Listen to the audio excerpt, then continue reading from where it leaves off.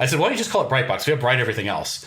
And he just kind of took that and ran with it. And then the next thing I saw a few weeks later, we're launching Brightbox. And I'm like, oh, cool. That's great. Hey there, Solar Warriors. I'm Nico Johnson, and this is Suncast. Each week, I pull back the veil on the life and business insights of clean tech entrepreneurs building the most noble and impactful companies of our time. I hope what you learn from this conversation is a catalyst for your own growth. So thanks for tuning in, and welcome to our tribe.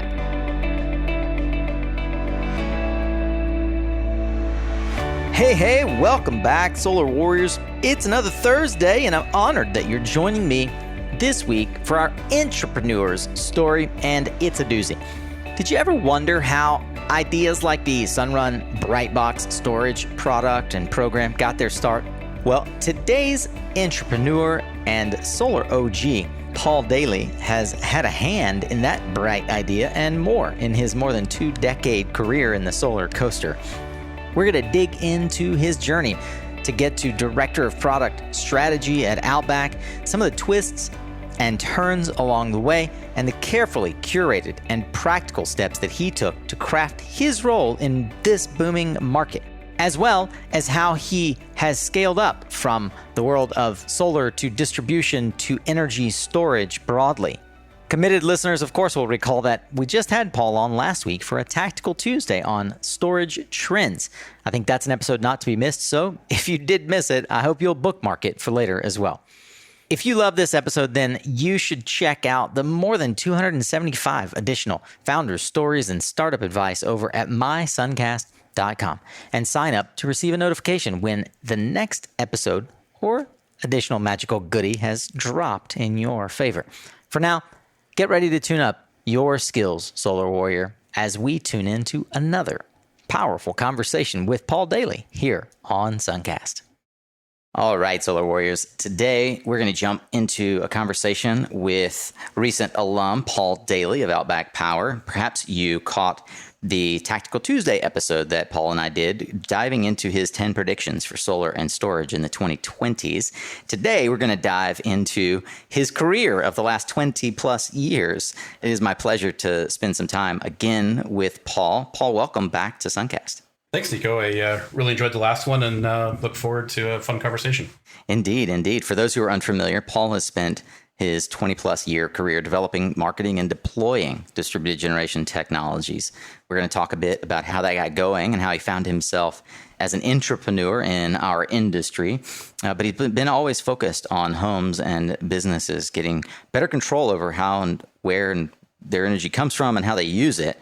It's such an interesting background, Paul. So I'm interested to dive into the winding path that has led you to Outback. But for those who maybe don't know you, haven't looked at your LinkedIn, can you give us a sense of how and why you maybe discovered or found yourself in the world of energy and how that became clean energy and you kind of figured out this is where you wanted to focus on your career? Yeah, it's interesting. When I was in high school, I went to high school in Eastern Washington, and the local school district had a fairly unique program that placed seniors in internship positions out at the Hanford site. And so I was placed in the nuclear plant as part of the what's called regulatory services, right? So the NRC kind of guys. And my job was to run around and get my friends' parents to sign off on documents that change the safety analysis documentation for the plant. And just looking around, here's this plant. It's a gigawatt and change, and there's 1,000, 2,000 people there. You had 3 buildings and they're all full most of the time, and you have these guys going in and out of the power block. I was driving to Portland one time, and I decided to detour and go get the dam tour at Bonneville. And here I go to walk in Bonneville Dam. It's about half of the capacity of the nuclear plant, but there's like 50 people running the whole thing. And I just remember thinking, and this is my 18-year-old self. I'm going, what the hell are we doing over there? This is a way more economical way to generate power. And, you don't have a gazillion safety people and all this kind of stuff that you need, when you're dealing with something like nuclear energy. That kind of got the wheels turning. I hadn't decided yet to do energy as a career, I at that time still planned to go into robotics. And so spent a lot of my time in college researching, robotics and things like that, but very tangential. I mean, energy was kind of part of what you learned. And then when I graduated, I was offered a really compelling position at Infinia, which at the time was called Sterling Technology Company. And, I was a R&D engineer building Sterling engines, which is kind of a dream job for a graduating engineer. And so my very first project was working on a DOE grant to generate power from wood pellets. Right, so we had the Sterling engine, which is a heat engine. For those that aren't familiar, Sterling is an external combustion engine. So you burn something, or you get some heat source, and you heat up one end and you cool the other end, and then you get mechanical energy, or in our case, power out the other end.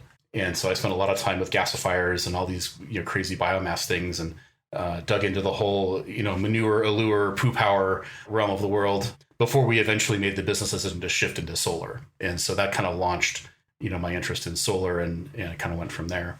Yeah, you said before in a previous call that your role was aligning grants with commercial destination of products. I've never heard anybody say it quite like that. Could you help me understand, as a product guy, how you kind of came to that conclusion that was your job at Infinia?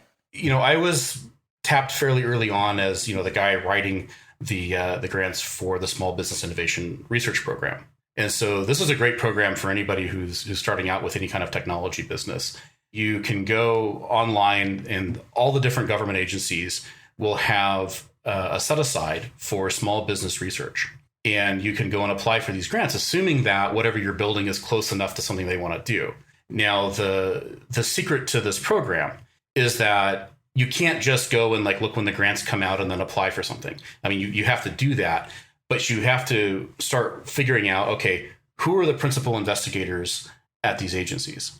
What are they really looking to accomplish? You need to call them, and you have to call them outside of the grant area. You're not allowed to call them between the time the grant applications are published and the time that the grant solicitations are published and the time you get your application in it. You have to call them outside of that time.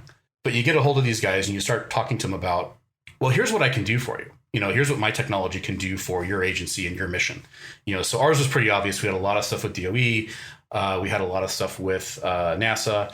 And most interestingly, we had a lot of interactions with the National Institute for Science and Technology, because we also made cryocoolers. And so, those were the kinds of things. And then all the military ones, right? So we did a lot of work, powering UUVs, so unmanned underwater vehicles. One of my favorite was a field kitchen that made power while it boiled potatoes. If you talk to these guys ahead of time, they'll coach you, and you can kind of influence them to say, hey, if you put out a solicitation that's asking for this, then, my technology or my company can really help here.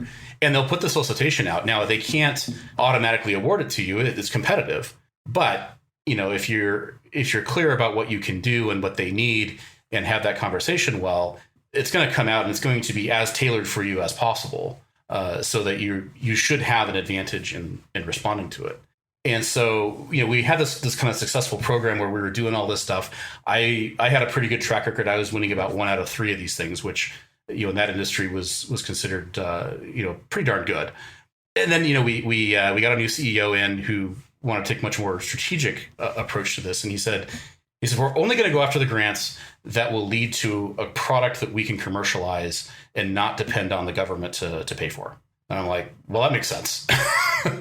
And so, we started getting much more focused. We narrowed it down, to our space power program, and we started working on solar related stuff. So you could take, because it's a heat engine, you could take a big parabolic dish and you could concentrate the sun energy, on the Sterling engine and actually generate power that way. And this was back in 2003, 2004, when, you were putting in solar and it was still $10 a kilo or a watt. And when everyone thought that concentrated solar was going to be the utility scale method. Exactly. We were sort of right in there. The challenge was our building block was 1 to 3 kilowatts, so it wasn't the huge one. So we had a kind of more of a commercial type product. And eventually, going through all this stuff, I realized that, PV was making strides much faster than the concentrating stuff was. And so I eventually jumped shipped and went to Solar World, which was one of the bigger, PV manufacturers at that time, having just acquired the Shell facility. Just want to go back a little bit in context and history for those who are unfamiliar. A lot of the cultural references, a lot of the even geographical references for Paul might be foreign to those on the East Coast, or certainly those outside the United States. So the Hanford site, for many in the Western region of the United States, would automatically tell you that he's in Washington. And we can go into the context of the history of the Hanford site. I'll link to a Wikipedia page that'll give you all the information that is actually quite riveting of how the Hanford nuclear reactor site was part of the Manhattan Project. It's where the vast majority of plutonium was manufactured in the United States for all of our arsenal, and where the first nuclear bomb, plutonium was created, et cetera. But in Washington has a long history in the solar industry of having a series of manufacturing sites that get passed from hand to hand.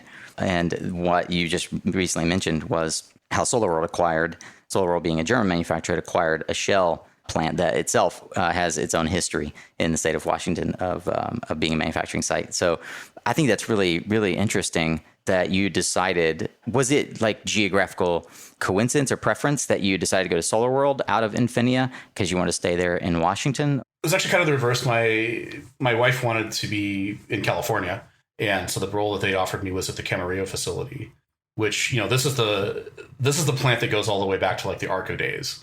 Yeah, I was going to say that's the Arco plant. Yeah.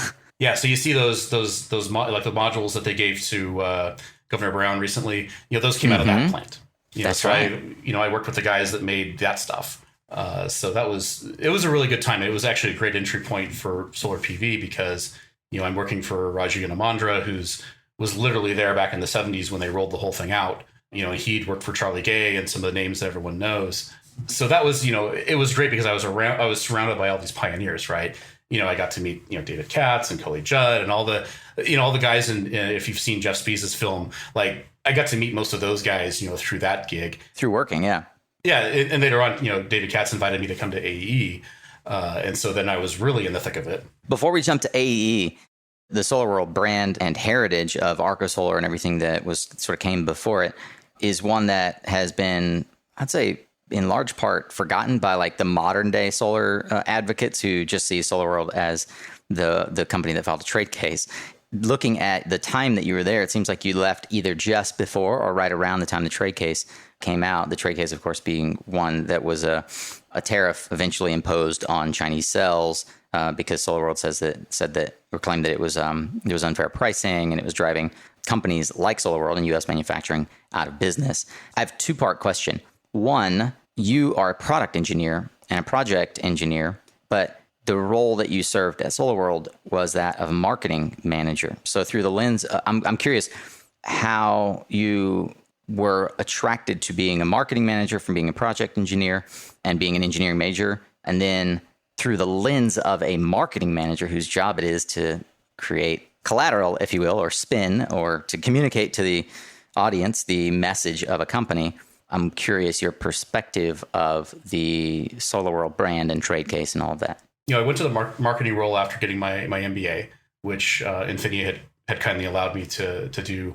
They even paid for most of it. So I worked for them for another couple of years after that, and then before I went to SolarWorld, and for a number of years I was the U.S. marketing guy. So my initial task was, hey, we just bought this shell plant. It's got this great heritage. We want to try to bring that along to the new brand, and had some kind of clever ads and things we did there. It was pretty low budget by today's standards. We had a few ads in Solar Pro and Home Power magazines. Those kind of mostly print advertising and trade shows. We finally worked up to multimedia advertising. Toward the end of my time there. But yeah, the trade case was interesting. When I started, SolarWorld had a pretty commanding market share in the U.S.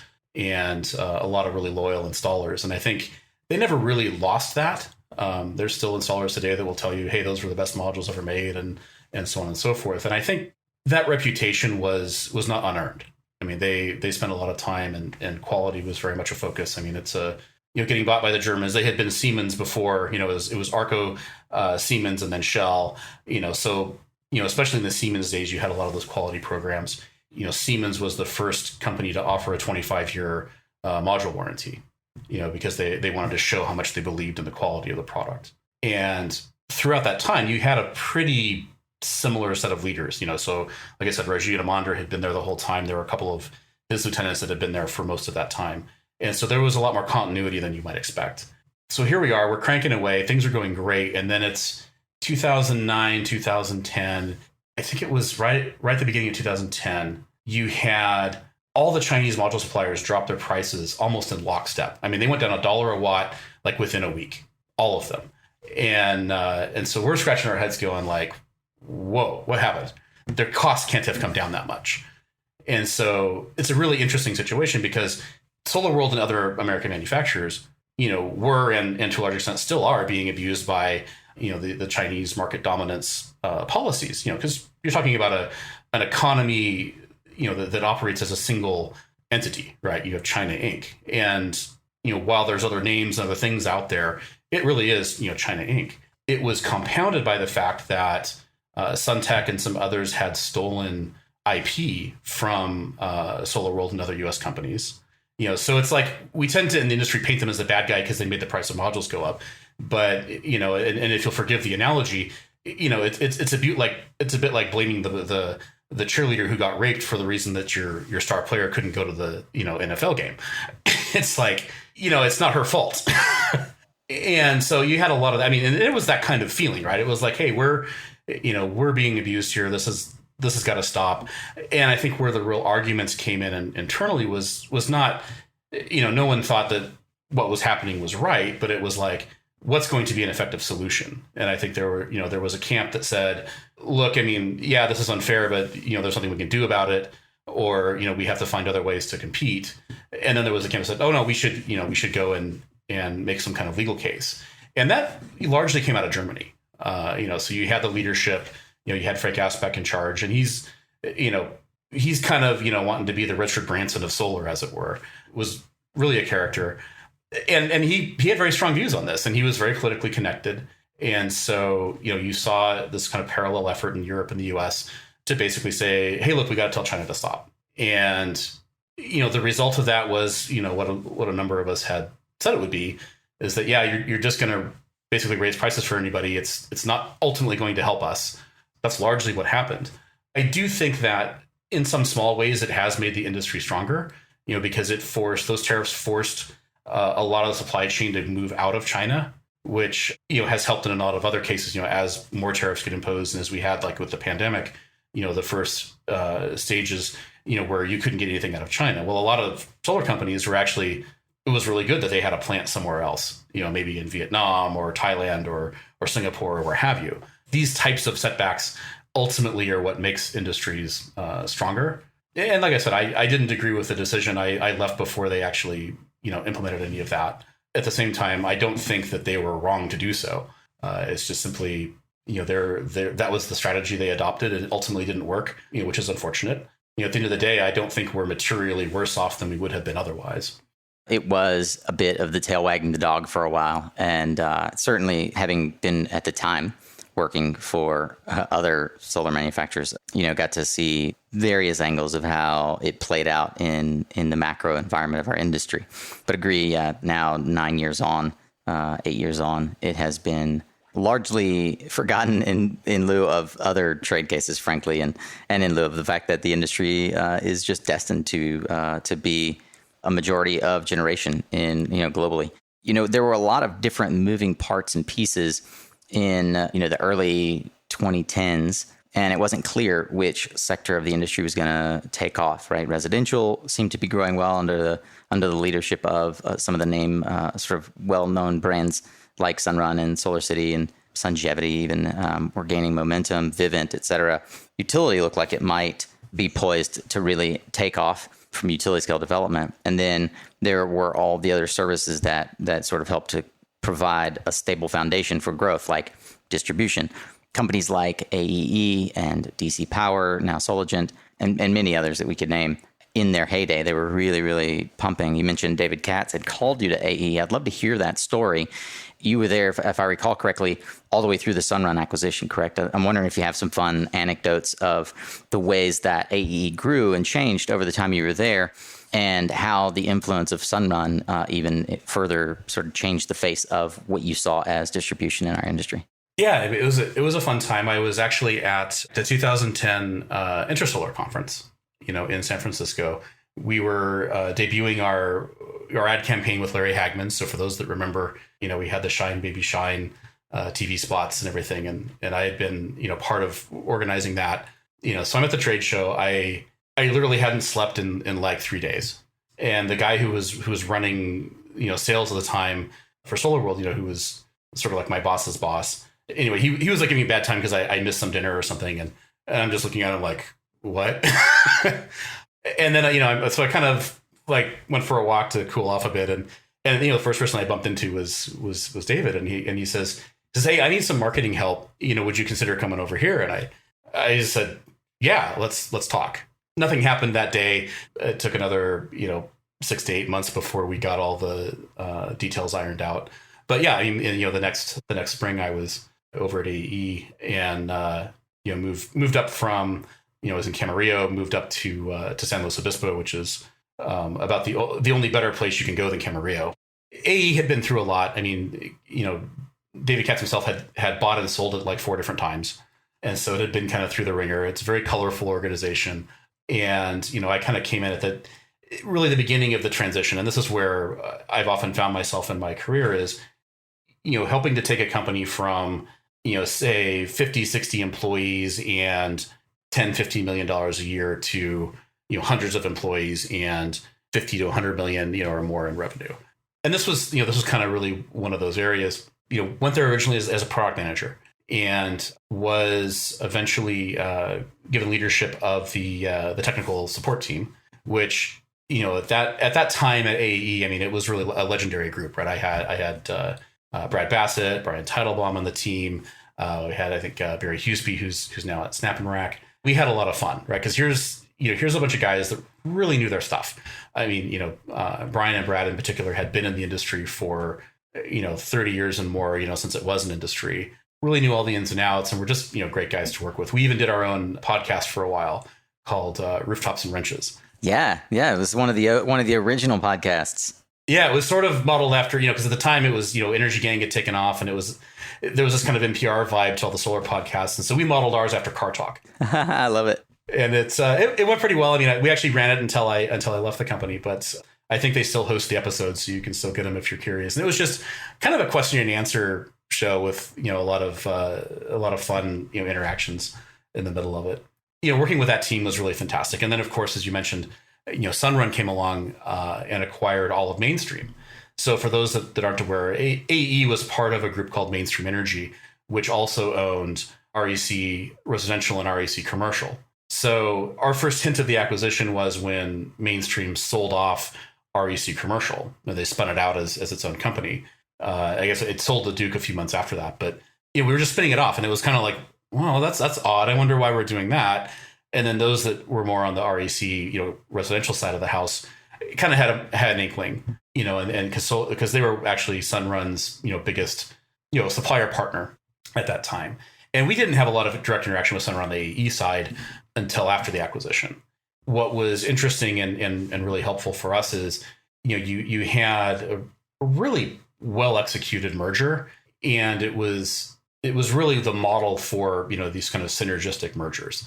Because you had Sunrun, which at the time was really just a financing company. So you had all these really smart people up in San Francisco that knew how to get solar financed and, knew how to market it and really that end of things, And then you had on the Mainstream side, you had a bunch of people that were really good at supply chain, really good at construction, really good at sort of the operations side of the business. They, by and large, left everybody in place as far as what they were leading. Some of the titles changed, but the responsibilities, by and large, didn't. And they appointed a joint team to go and handle it all. Within about 6 months, I mean, everything was functioning pretty darn well. I mean, it wasn't all done, but like you felt like you were all part of one big company now. And AE increasingly became the supply chain backbone for Sunrun, and we really worked to expand our relationship with Sunrun's other channel partners. So even to this day, a lot of people aren't aware, Sunrun doesn't do all of its own installs, right? It does maybe half of them. And then the rest are done by these channel partners, which are basically, large regional installers that have a relationship with Sunrun and agree to, to source jobs and then sell them for the Sunrun financing. And so as a distribution company, we were able to come in there and basically work with these guys. And some of the transactions, I mean, like we couldn't just like give them equipment. And then, because you had to sell them the equipment, you had to buy it back because otherwise the taxes and stuff didn't work out right. But we would work with them and like say, hey, these guys are big. They're credit worthy automatically because, we're paying them. So if they don't pay us, we don't pay them, So you had kind of that thing going for it, which allowed us to be a lot more generous in terms and things than they could get anywhere else. And again, no one has to buy from AE who's doing business with Sunrun, but the idea was to make it really attractive to do so. And to a large extent, it worked pretty well. I mean, AE grew, just if you took just the distribution side of the business, grew quite a bit during that time. I don't think they wrote report AE out as a line item, so I haven't been able to follow it since then. But it's a growing part of the business. And, I was responsible for the catalog and for a lot of that kind of, what products go in, and increasingly worked with the Sunrun team to determine what products they were going to use. As part of that, right after the acquisition, they had Lynn Jurek and Ed Fenster came down to San Luis Obispo to meet with some of us. And so they had, kind of one-on-one conversations with a number of people, and I got to be in one of those. And I kind of made the case. I said, look, we've got to be doing storage, right? It's, and at the time backup was the big thing, right? People want backup. We got to have a way to do that. And I increasingly I said, you're going to have this eventually for financial reasons anyway. Just looking at what's happening with net metering, with the grid and all this kind of stuff, because it was all kind of just starting back then. And that's a drum I was beating for many years, even prior to that. They turned out to be really receptive to it. In fact, Ed had been having conversations with, shareholders and others prior to that meeting. And he said, yeah, well, how much do we know about storage? And I said, AE's been doing this since 1980 or earlier, and the UL standard for grid connected inverters was published in 1999. Yeah. And so he's like, okay, so you know how this works? We're like, yes, we know how this works.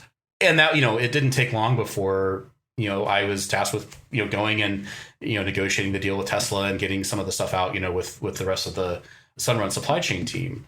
It was a lot of fun. We had a great time getting all that figured out and launching it. Sounds like you were one of the early Brightbox initiators or catalysts inside of the Sunrun team. That's really cool. Yeah, and it's funny. I was there. I got an email one day from the corporate counsel. So they wanted to name it Sunbox, and he said, well, there's this other product that I'm not sure about this, if this is going to be a problem. I'm looking at the other product, and it's not offered in the US, but it's a batteries, solar battery system, much smaller. I said, why don't you just call it Brightbox? We have Bright everything else. And he just kind of took that and ran with it. And then the next thing I saw a few weeks later, we're launching Brightbox. And I'm like, oh, cool. That's great. You have a penchant.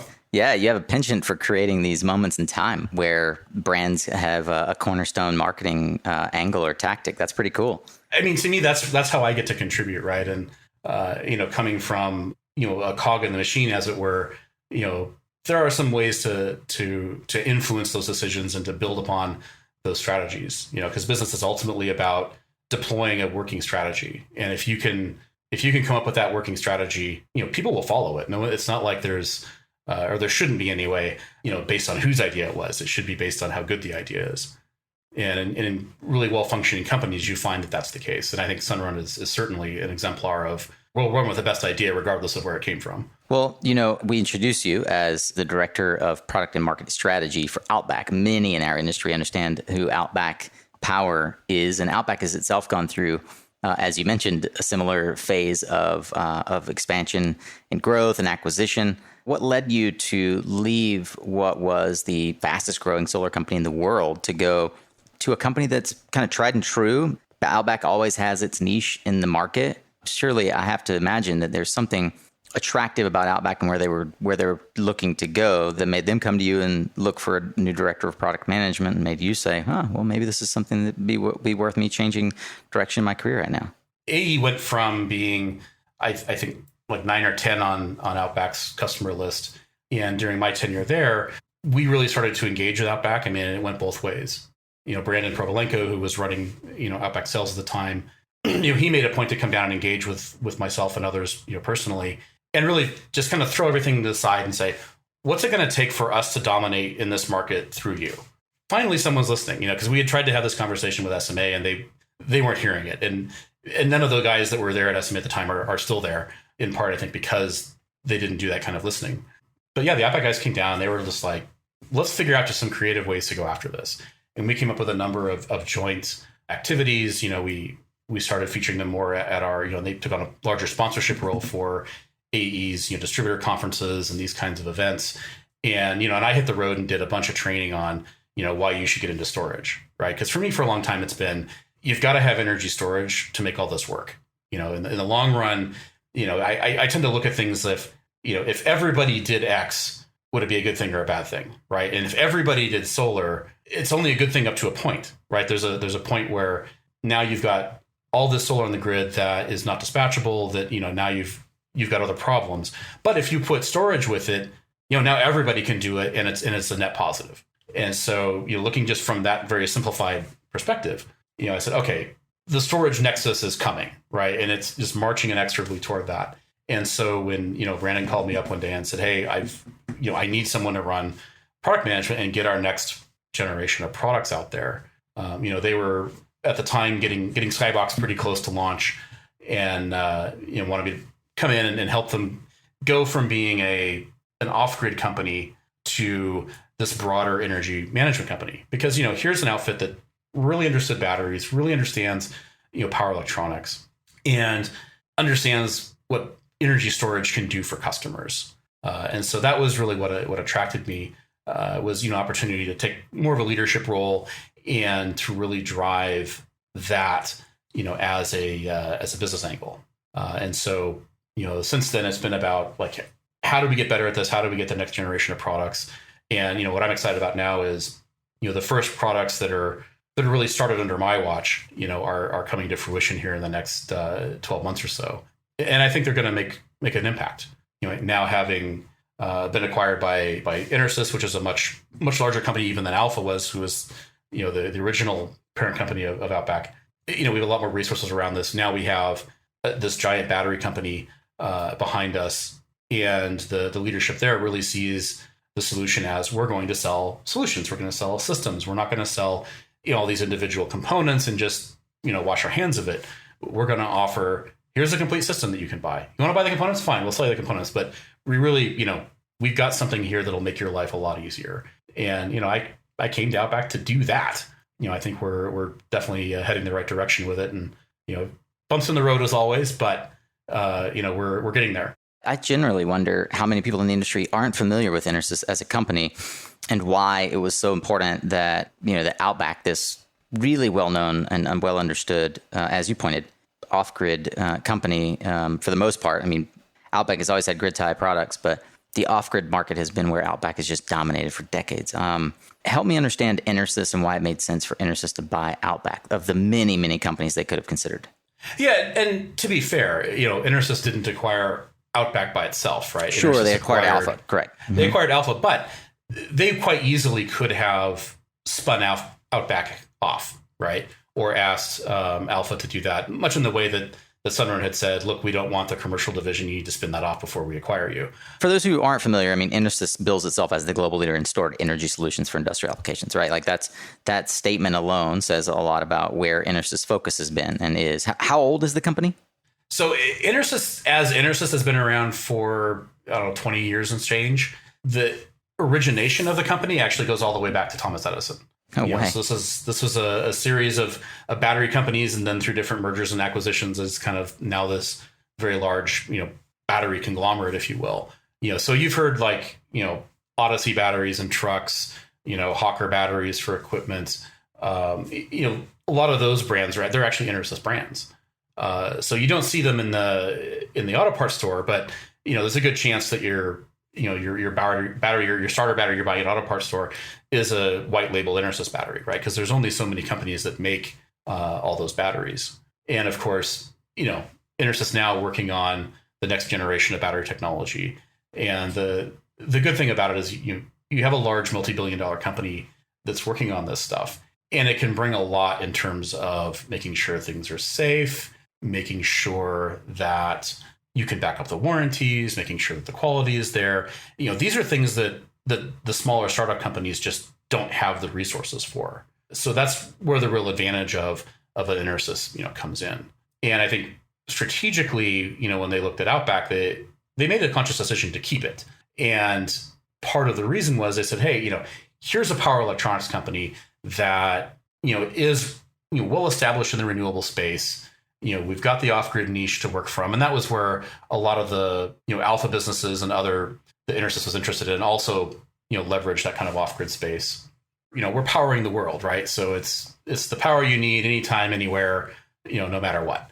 And that's really what Intersys is all about. So Outback is the renewables arm of that, if you will. And to some extent, even the residential arm of that. So there's really a play there now in terms of growth. We're looking at it saying, hey, we can come into this grid-tied energy management space now where, we understand a lot more about energy storage than most of our competitors. We should be able to come in here and carve out a pretty good share of the market for ourselves and offer products that are really robust and yet economical at the same time. And so that's kind of where the focus is today is how do we create a system where, your cost of energy is the lowest, whether you're getting it from the battery or from the grid or for whatever, and we figure out how to make that happen. Hey, for my commercial solar warriors out there, do you sometimes feel like prospects are treating you like a dollar per watt commodity? Instead of a race to the bottom, why not add more value to your proposals by including DemandX load flexibility software from Extensible Energy? You can use intelligent AI software to monitor solar production and shift the usage patterns of HVAC and other flexible loads. The result is increased savings on energy charges, demand charges, time of use charges, and that makes you and your proposal stand out from the crowd. Who doesn't want that?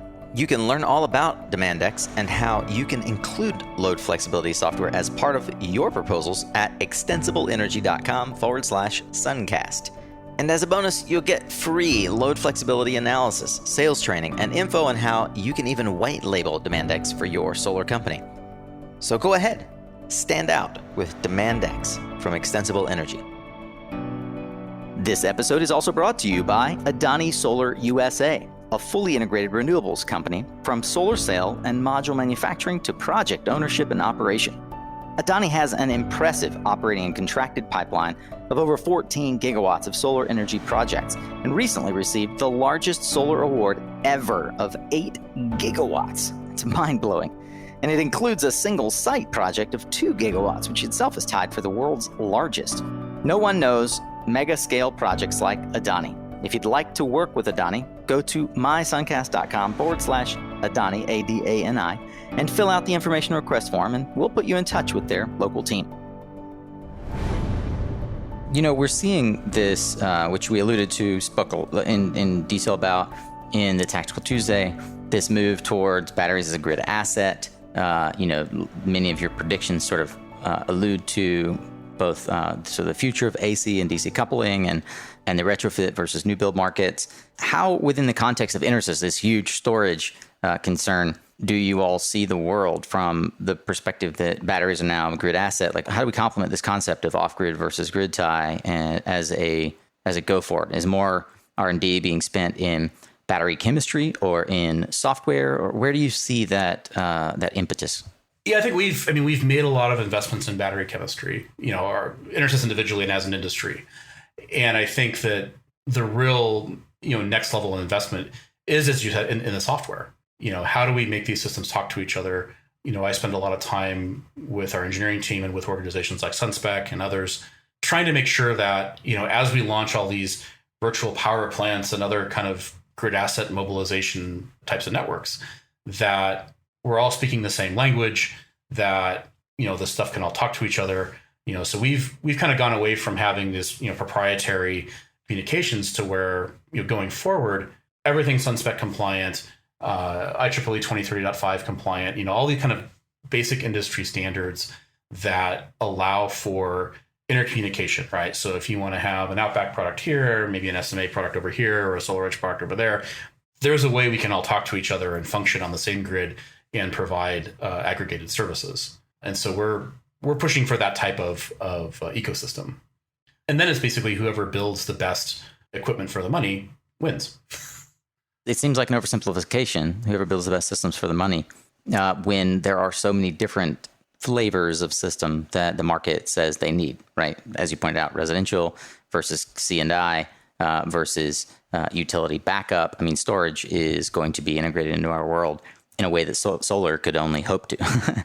In the same way that storage is integrated into our world already, the storage in my watch and the storage in my computer are not the same fundamental technology. They're based on a similar chemistry. Yeah, it's really interesting and complex world that we're faced with right now, where as an industry, we've been by and large hardware focused for 50 years, right? As we all know, software is eating the world. In every other category, software is the multiplier effect. So I'm going to be really curious to see how software and energy products continue to intermesh and intertwine.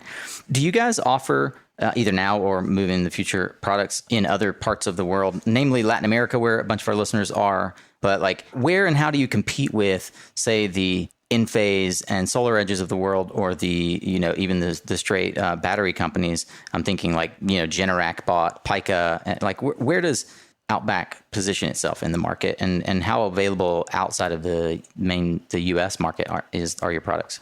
We're not as strong outside the North America as we are inside of it. But that said, we do have a reasonably good presence in Latin America. And that's for storage and power conversion? Yeah, so mostly power conversion, just because of our legacy products. And we've made a number of deals with different battery companies over the years. Increasingly, though, now with Intersys, we're leveraging the Intersys batteries, which allows us to have a much more uniform offering worldwide. Yeah, we've been really strong in the Caribbean for a long time. And it's really because if you have, say, a half a grid, as it were, so let's say you're in Haiti or you're in some place where the grid is only on for so many hours a day. We've done a lot of systems historically where you didn't even have to have solar. You would just charge the batteries from the grid while you had it, and then it would give you power at night. That was actually a really major use case. And I think even to this day in those kind of markets, increasingly, as you put the solar on there, the solar is cheap enough now that why wouldn't you? And it allows you to go further. So if the grid doesn't come on the next day for some reason, you're okay, because you can still charge the batteries. And it's this idea that we can connect to a grid that's not very strong, or a grid that has, not a great waveform. We take for granted in the US and in Europe and other places where, the grid conforms to a pretty solid standard. That's not the case in most of the world. So you've got grids that, okay, nominally say it's 50 hertz. It might be 55, 56 hertz for a while, and then it's 48. And then, it kind of goes back and forth, or the voltages might swing. Our legacy equipment is known for being able to handle those kinds of issues and being able to either stay connected or reconnect quickly enough and for long enough to make a difference. It's that sense of, I'm going to have power no matter what, and I'm going to have the cheapest power. Interestingly, that's what we're kind of bringing back to the US now, as the US grid is less and less stable because it's aging and different things are getting done to it. The PSPS in California is a great example where, hey, we're just going to turn the grid off for a couple of days so that we don't start a wildfire. You don't want to be someone that's having to live without power, especially right now during a shelter-in-place order of a pandemic, and all this kind of stuff. We're already seeing, that situation develop in your neck of the woods with hurricane season, right? So people are really freaking out. And we're bringing that kind of power independence, which people in the US and in Canada never really thought they needed before. But this is all par for the course in Latin America, or in Africa, or in Australia, or a lot of the other places that we've done business. And so it's interesting that we're kind of bringing those values, here where no one thought they needed them. That's where, I think we can bring a lot to the table, because we do have so much experience working in those kinds of environments. Super interesting. We talked about, you said that the focus of software and that chemistry is pretty well nailed down. But historically, Outback has been used to couple predominantly lead acid batteries for off-grid systems. As I look at the product offering on your energy storage page there, I don't see a lot of diversification away from lead. Is there an argument in favor or of different chemistries, or how do you see that piece of the storage argument or conversation shaking out? So we are working on some lithium-ion offerings, so that you'll see those before too long. But really, this idea that the whole lead is dead idea, I think is misguided. There are applications where lithium-ion makes more sense, and there are applications where lead acid makes more sense. So, for example, if you're doing a strict time of use or something like that, where you're going to be cycling the battery every day, and you're otherwise on the grid and you don't have a lot of extremes, a lithium-ion battery is probably going to perform better in that situation.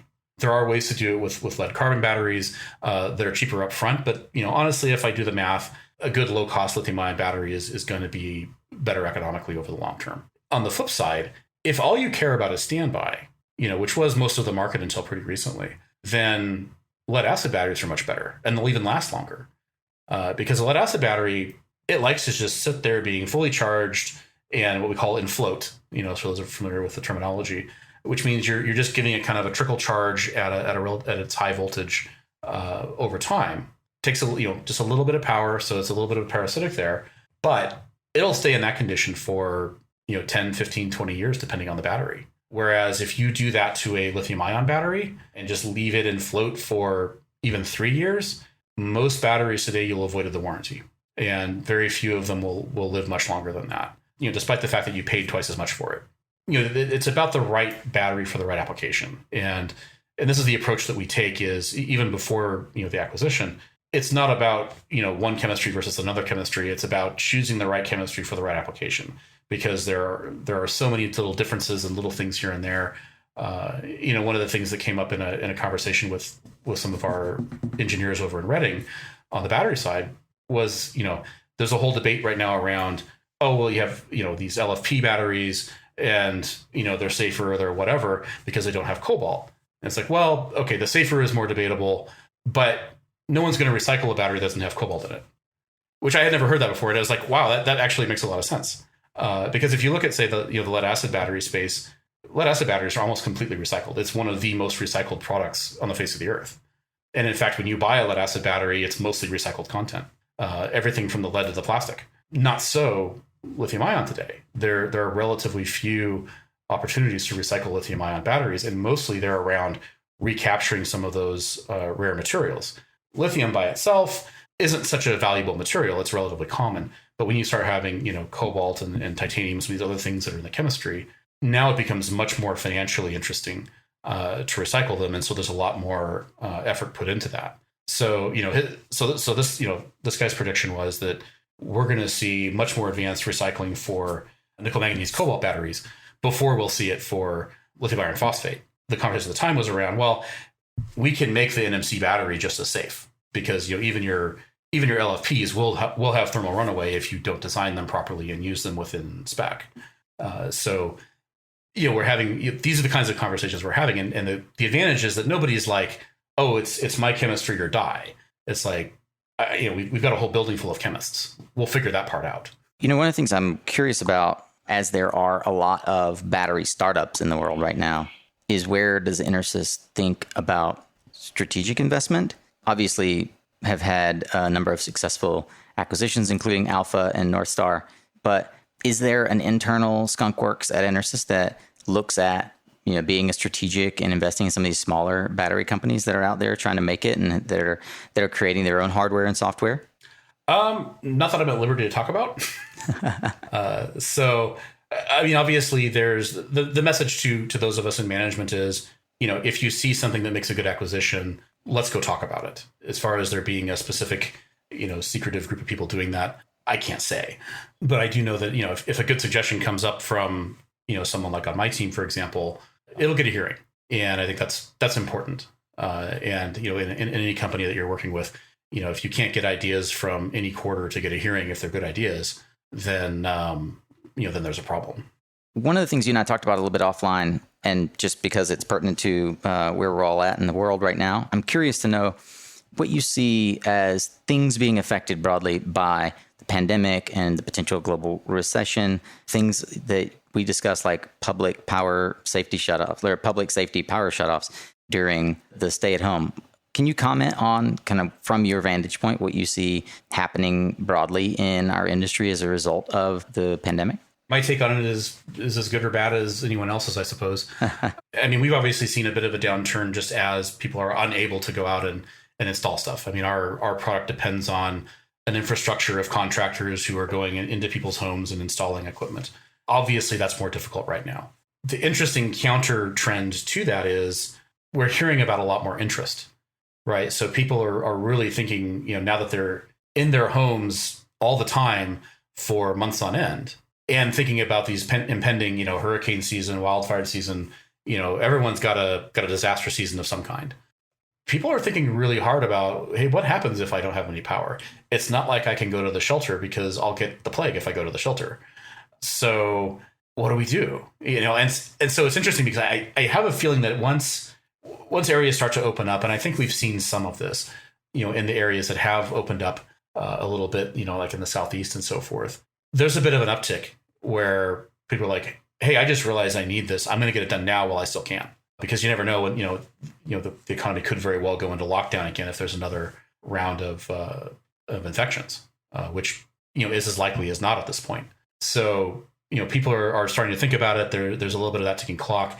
The other thing working against us is, if you're afraid for your job or your source of income, whatever it happens to be, your business, you're going to back off on those kinds of investments, or at least you're going to think about them longer. So it's hard to say what the net effect is. I think in the end, we're going to come out of this. So there'll be a little bump to make up for lost time.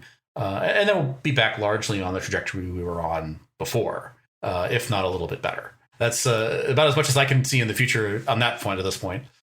Paul, you, as I recall, come from an entrepreneurial family, yet you are very much an intrapreneur working within a larger system. I'd love to get your perspective on the difference that you see between being an entrepreneur, starting your own company, versus being an intrapreneur, joining a large company with, the resources that come along with that. Yeah, like I said, my parents ran a delicatessen when I was young. Didn't go particularly well. There were good years and bad years, but it ultimately led to a lot of trouble. It sort of gave me a real kind of warning about, hey, if you're going on your own, you've got to do these things. And as I went into my MBA program, it was a very entrepreneurial focused program. We were literally across the street from the Pacific Northwest National Laboratory. So it was a great program from that point of view. We got to go, one of the summer projects was, we went over across the street, we looked at several technologies, we picked one and wrote a plan to commercialize it. And then we took the plan around and did business plan competitions. And it was really interesting and a lot of fun. But as part of that program, every week we were meeting different entrepreneurs. And, one of the themes that I picked up on, whether it was just because of my own bias or what have you, but it's like, these are all people who either didn't have a family or sacrificed their family to build their business. And, I just wasn't comfortable making that trade-off. So, that was, I think, a big part of it that I should, put out there as, this is my bias and where I'm coming from. That said, I mean, if I look at it today, I'm in a different place today, I probably could. But the kinds of things that I want to do, I want to build, power electronics, energy storage systems, things like that. It's not that kind of stuff that you can do on a shoestring, so it's really hard to be, the best you could do as a startup in that space would be to get some engineers and then go have someone in China build all the stuff for you. I'm not a huge fan of, referencing our earlier part of the conversation, I'm not a huge fan of doing that. And so I would much rather work with, a US based company that has the resources. I can, in my current role, I can write up a requirements document and talk to customers, make sure that, I can design the product from a sort of features and benefits point of view. And I can hand that off to a very competent engineering team that can go make it a reality. And then I can focus on, okay, what else am I going to need around this product? How am I going to launch it and do all the sort of business stuff without having to, at the same time, worry about how I'm going to make payroll or worry about how I'm going to pay the taxes or, it's a more, the kind of specialization of labor. The trade-off is, obviously I'm not in charge, right? So I can't go and make the rules. And you have to learn to work within the rules and the culture of the company that you're in. But I have found, everywhere I've been that there are opportunities to have a lot of influence, if you can bring a good case, if you're good at making your case and you can show how it's going to result in revenues, profits, and all the things that business leaders are looking for, or even just satisfied customers, here's how we're going to make our customers this much more happy and improve their lives by doing X. You can get a hearing. And in most well-run companies, the good ideas will float to the surface and they'll get executed. And, and if you find that that's not happening, then that's a sign that you're probably not in the kind of company you should be in. And, granted that, the situation we're in now is not ideal for for making those kinds of changes, but there are times when it's opportune to make those kinds of changes, and people will do that. I know I've done that a couple of times when it became necessary. But yeah, I think I see myself as working for the industry and working for the customers of our industry in particular. How do I make people more energy independent? And I'm going to align with whatever company will help me do that. Reflecting on that and seeing that you leveraged, which many of us do, leverage the moment to kind of go back and get an MBA and get training skills to then take a new direction in career. What do you see were the main, and I'll say this also within the context that I and many others, despite the fact that I have an MBA, I'm a naysayer on the value of higher education beyond a college degree unless there's a really, really specific application for it. So I'm really curious from your perspective, having gone through the same process, what you see as the main benefits that you gleaned from your MBA as it pertains to your career. Yeah, I mean, there's an experience that you go through, but more than anything, going after that MBA, it builds up in you and it demonstrates a discipline that not everybody has. So if I'm hiring people, for example, I expect to see a certain difference when I see an MBA on someone's resume versus someone that doesn't have one. And experience doesn't always make up for that. Sometimes it does. There are people like I said. I mean, Brad Bass is actually a great example, and I hope he doesn't mind me using his name like this. But here's a guy who doesn't have a technical degree. He's not a degreed engineer, but I would trust his opinion over most degreed engineers because he's shown through the experience that he has that discipline, that he has that rigor.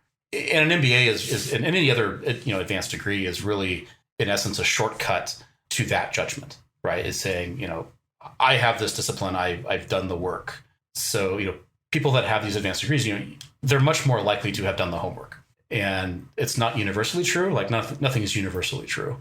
When you're in the business and you're hiring people and you're looking at experience and qualifications, it's a decent signpost. I found on the whole, people who have it are much more likely to have that discipline than people that don't. And I know that's the big thing I got out of it was just, proving to myself that I could do this.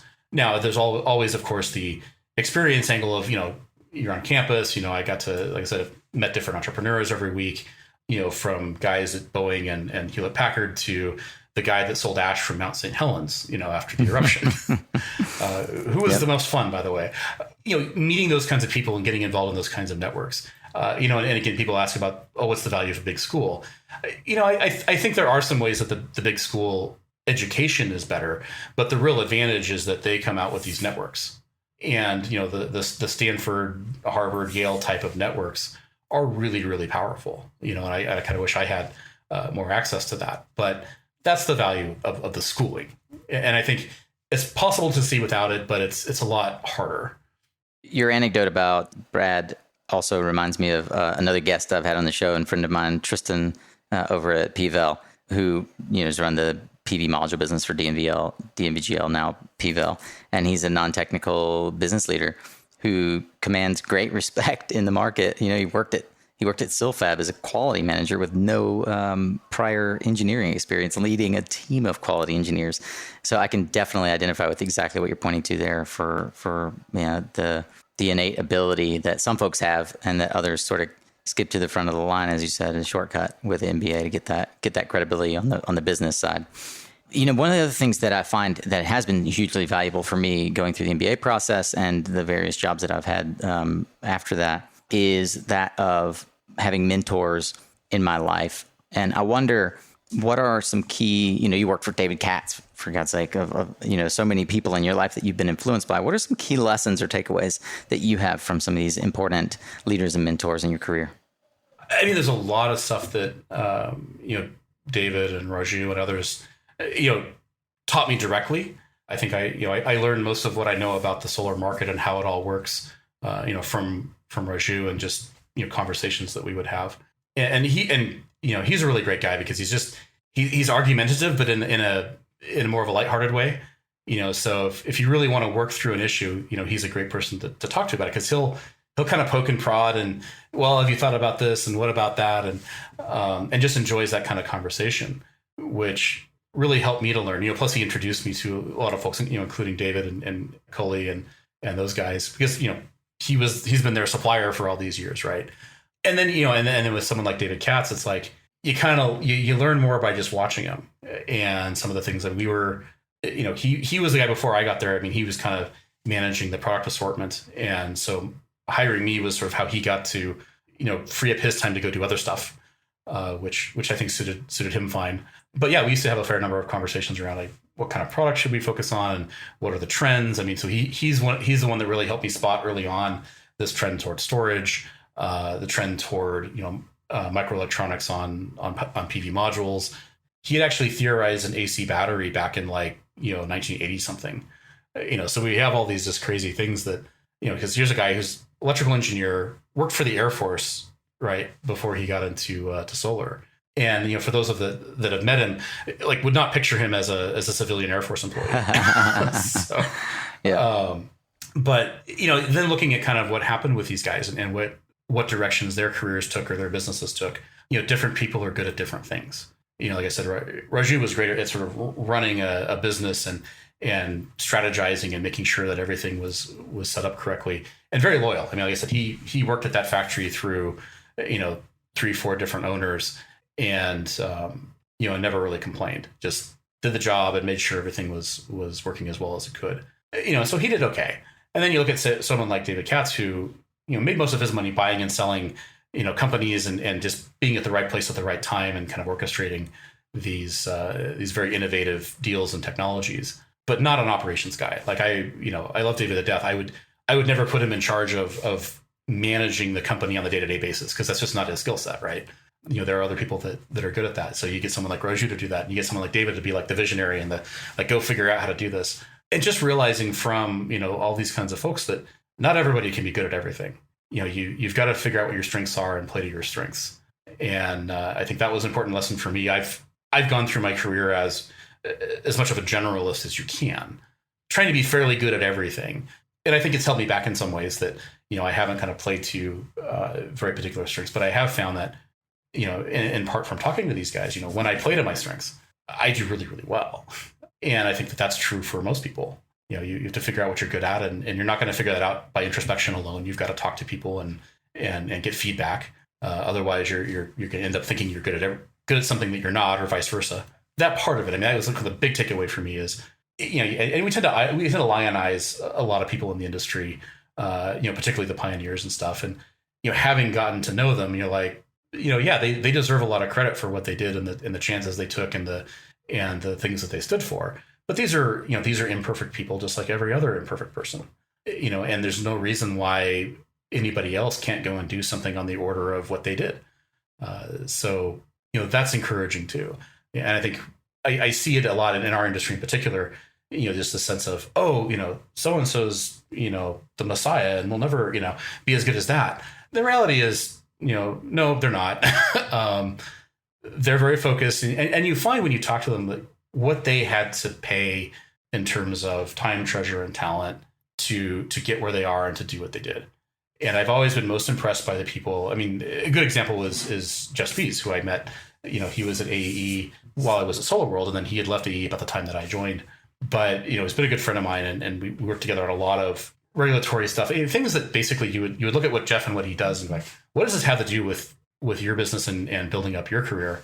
And, and I think the answer honestly is nothing. I want to see the industry built up. So I always had a lot more respect for people like that who say, look, I'm here to accomplish something. And when I interview people, that's one of the questions that I typically ask for early on is like, tell me what you want to accomplish. Like, I don't care about where you want to be in 5 years. I want to know what you want to have accomplished in 5 years. Like, what did you do for the industry? What did you do for the company? What did you do for the world? And the people that can answer those kinds of questions coherently are typically much more interesting. I really appreciate that reflection, and certainly that question. I think it's one that we should all ask ourselves: what do we want to accomplish in the next 3 to 5 years? We have a terrible ability to predict what's going to happen over the next year, and we often overstate what we can accomplish in 3 to 6 months, and vastly understate what we can accomplish in 3 to 10 years.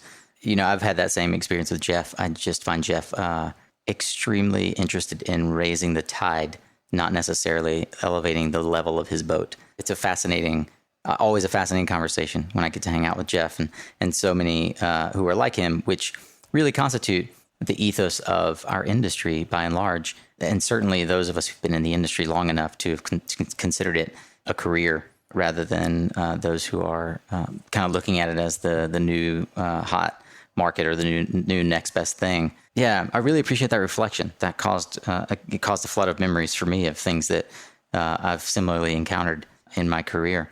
I'm curious, Paul, as we start to turn towards home base here, what's got you most excited about where clean energy as an industry is going?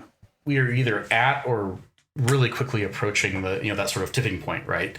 Where the things that we've been doing for the last 20 years or so, and longer in some cases, are becoming more and more common sense. Like, well, if you ask most people on the street today, well, of course we should have more solar energy. Yeah, energy storage sounds like a great idea. We should do more of that. Yeah, I like the idea of having control over my own energy supply and how I interact with the utility. I think the tide of consumer opinion is on our side. I wrote another article recently talking about how one of the more important things we've seen is the codes and standards and regulations are establishing now to say, hey, look, an energy storage system is part of the home building code. It doesn't necessarily say that you have to have one, but at least it prescribes if you're going to have it. It's like an air conditioner. If you're going to have it, do it like this. That's actually a really, really good thing, because it means that people in a broad sense want this, and we want to have a formulaic way for them to get it. Yeah, I'm excited about that kind of stuff. I'm going to definitely link to that article, by the way, where you point out the three signs that batteries, energy storage in particular, is mainstream. I think that your writing style in particular, I really appreciate. Oh, thank you. I work hard on it. So yeah. That's why I'm excited. This is finally something that's been so niche for so long. For the first, 10, 15 years of my career, I couldn't, I could try to explain to my, my mother or my grandmother, what I'm doing, but they didn't get it. Oh, okay, solar panels, that's cool, whatever. And I think we're approaching the time when, people like them that aren't into this stuff, that aren't energy wonks, can at least look at it and say, oh, you make those things. Oh yeah, okay, I understand. Maybe they do, maybe they don't, but they've at least seen it and they know that it fits over here. So, getting a box is not necessarily the end of the world. It's the beginning of something bigger in some cases. I wonder, Paul, as you reflect on the way that you internalize information, I'm curious if you default to books or podcasts. How do you inform yourself? I read a lot of books. I haven't as much in the last couple of years. I try to read, business book every month or two. I've increasingly gone to audiobooks and podcasts. Podcasts have been big for me. I went to a work from home arrangement a little over a year ago, and so I have less time on commute. But I'll listen to your podcast, for example, or Energy Gang or some other ones. When I'm working in my shop, or whether I'm just kind of sitting around having breakfast or something. In sort of the down times where otherwise I'm just sort of doing something with my hands that's sort of mindless. It helps to have some learning going on at the same time, A, so I don't get bored, and B, because it's edifying. And I've gotten a lot out of podcasts, and I think that's kind of what got me into audiobooks, was just hey, I'm kind of getting used to now absorbing this information by listening. I'd always been before more of a visual learner, and I found that I just don't have the time to sit and read anymore like I used to. And this gives me a way to do that while I'm taking care of other things that otherwise I wouldn't have time to do it. It's categorically why I listen to audiobooks and podcasts, mostly because I'm a runner, and I also chronically am up washing dishes or cleaning the house around 11 o'clock at night, and so it's easy to just pop that in exactly. And go about your chores, or your exercise. I have a question that I've been asking folks offline. I don't think I've ever asked this online or on an interview. What do you look for? Given that everyone who's listening to this right now clicked the link and started listening because something appealed to them. What do you look for as a podcast listener that makes you say, oh, I'll listen to that episode? It depends. So if it's a podcast I'm not familiar with, then I'll look for what's the subject matter and, who's being interviewed and where they're coming from. Mm-hmm. In most cases, I tend to stick with particular credible sources. So like your podcast, for example, or say mm-hmm. Energy Gang or Interchange or one of those. But then how do you decide what episode to listen to? If I've got 260 episodes, when someone... Yeah, I haven't gone to none of your back catalog, I have to confess. I've done that on a couple of other podcasts that weren't solar related. In your case, I listen to most of yours. If I don't listen to it, it's usually because it's either someone whose story I already know pretty well, and it isn't terribly relevant to me for other reasons. But by and large, I like this interview approach and the kind of question and answer. I'm not a huge fan of podcasts with just one voice. The only exception to that would be Dan Carlin's Hardcore History. Oh, for sure. But I like the conversational format. I like the my favorite is podcasts where you have two people who are disagreeing, maybe like a moderated discussion or something. I find those really compelling because it really, regardless of the content. I mean, my all-time favorite is actually a British Christian radio show where they have people arguing about religion, and I really enjoy it because the points that they make in the end, these are typically very educated people who know their topics and are very cordial, and so they're just discussing their differences and making points and counterpoints, and you're learning how to think and how to absorb this information and how to spot faulty claims. Just sort of what's the art of argumentation, as it were. And so to me, those kinds of things are really interesting, and it helps you really dig through a topic and sort out all the different sides. And regardless of who won the conversation, because you might have somebody who's more rhetorically skilled than someone else, and they may sound like they had the better hand of the conversation. But when you go back and think about it, it's like, well, they missed this point, and this point just because their interlocutor wasn't up to the same level. Eventually, you learn to kind of spot these things and to see where there's maybe a fallacy in their argument or something like that. So I find any kind of podcast that makes me think and that helps me learn how to think better, regardless of the topic, I find really valuable. You mentioned that you have read a lot in the past. Is there a book in particular that you gift a lot or that you recommend to folks that you find helps inform your worldview or your leadership style, or has influenced you and pushed you in some way?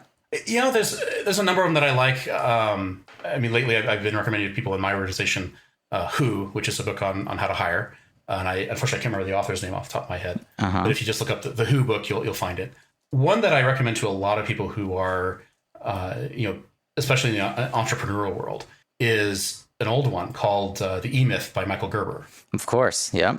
And this is one that I read early on, and it really made the point for me that if you're going to build a business, you have to build a business, not a job.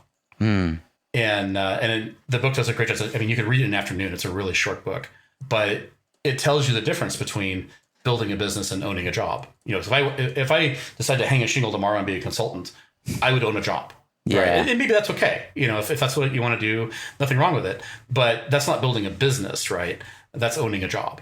Yeah. Whereas, going and building something or building out a service organization where you have, people that work for you, and his litmus was, can you franchise it? Ah, wow. I didn't realize that was.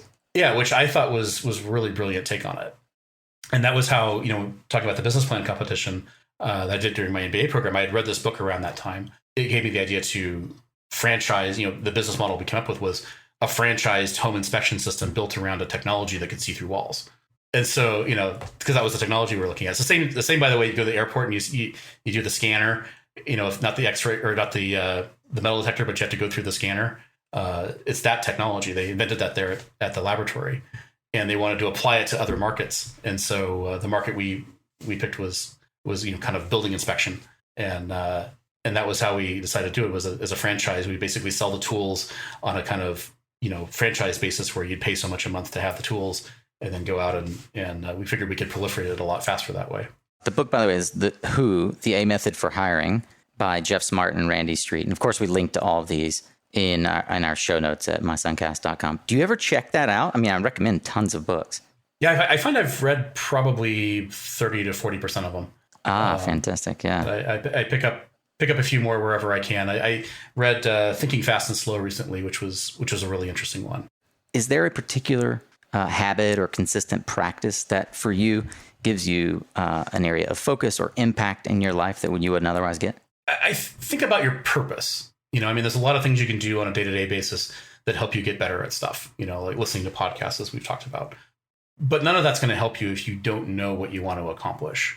So I think, and I find, the annual vacation is a great time to do this, to kind of sit down, block out at least a day and just kind of very relaxed, casually, sit down and go, okay, what have I finished? Like what have I accomplished? And then what's next? And if you think about what like I said, I try to focus on what do you want to accomplish in the next, year, 3, 5 years. And knowing what that is helps you align everything else that you're doing.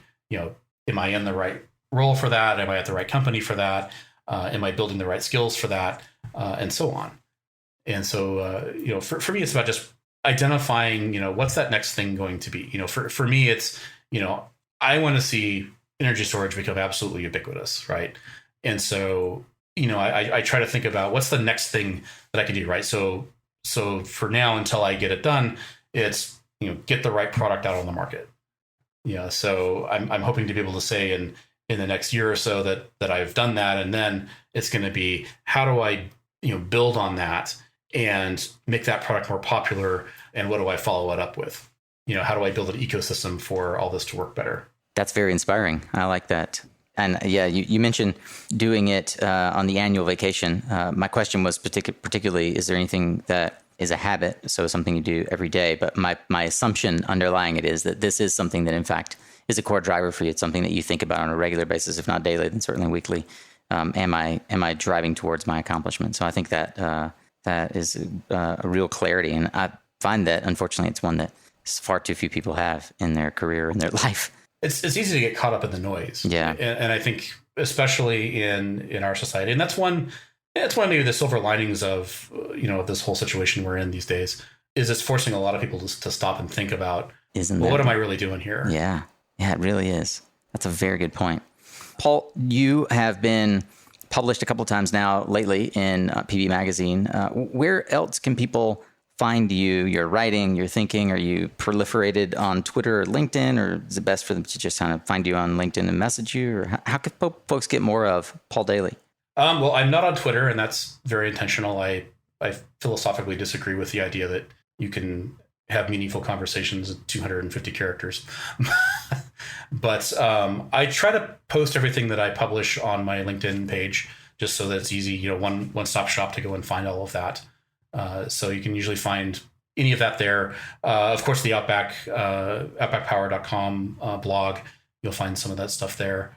Well, let's end today, Paul, after what has been a really phenomenal conversation I've enjoyed immensely, with what we call the bold prediction. You're a listener, so you know what's coming. What one thing do you see happening, Paul, in our market or in markets to come that maybe nobody else is tracking? What's in your crystal ball? Well, we covered 10 of them earlier.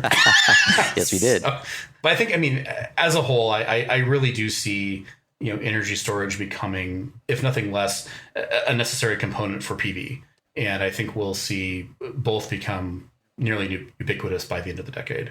Fantastic. I will certainly be tracking that here on Suncast, and we'll be bringing you back in to talk a little bit more later in the year when some of these world-changing products that you're working on come to market. Paul Dailey is the Director of Product and Market Strategy for Outback Power, subsidiary of Intersolar, global giant for storage solutions. Paul, thanks so much for coming back on Suncast. Look forward to seeing you soon, friend. Thank you. Enjoyed it. Well, what a truly inspiring story. I love having conversations with guys like Paul who have really been around the block. They've had a chance to navigate the ins and outs of our industry and have successfully taken steps to increasing their responsibility and purview in the industry. And I'm so grateful to know you, Paul. Thank you for being on the show. Well, I hope that you're more prepared than ever to take the energy transition on with renewed vigor, strength, and insight. It's great to have a podcaster like Paul in the virtual studio with me today and take that walk down memory lane, which I'm sure has stirred up fond emotions and sparked new ideas for you all. But did it resonate with you? How about let me know over on LinkedIn? I love reading your takeaways when you share them, as some of you are prone to do. You share them with me and your community. You're so giving, and I love that. I'll be sure to jump in, as always, with a like and a comment, and I hope that you'll do the same. Now, if you're eager to keep learning, then as always, my fellow Philomath, I invite you to check out the resources and highlights from this and every other discussion over on mysuncast.com. There you'll find the social media links, book recommendations, and so much more from these dialogues with the titans of industry. And hey, while you're there, as I mentioned earlier, it really does give me great insight and joy to read your answers to our listener survey. Would you take a few more minutes at mysuncast.com and fill out that survey so that we have a better understanding of how we can serve you? And lastly, if you're new to the industry or just looking for ways to network more, I would encourage you to look no further than our Clean Energy Guild over on Facebook. Now, I know some of you aren't even using Facebook, so why not just bookmark the Clean Energy Guild and make that the only networking option you have outside of LinkedIn? That's basically what I do. It's a network where myself and hundreds of other clean energy professionals are networking and communicating all about what's happening in the industry. We also have exclusive live trainings, mentorship, and guild-only guides. We're putting stuff in there just about every week now, so I hope you'll jump over and check it out and get your latest guide on all the fancy tools I use to maximize my output and minimize my inputs. Remember, you are what you listen to, Solar Warrior. So thanks again for showing up. It's half the battle.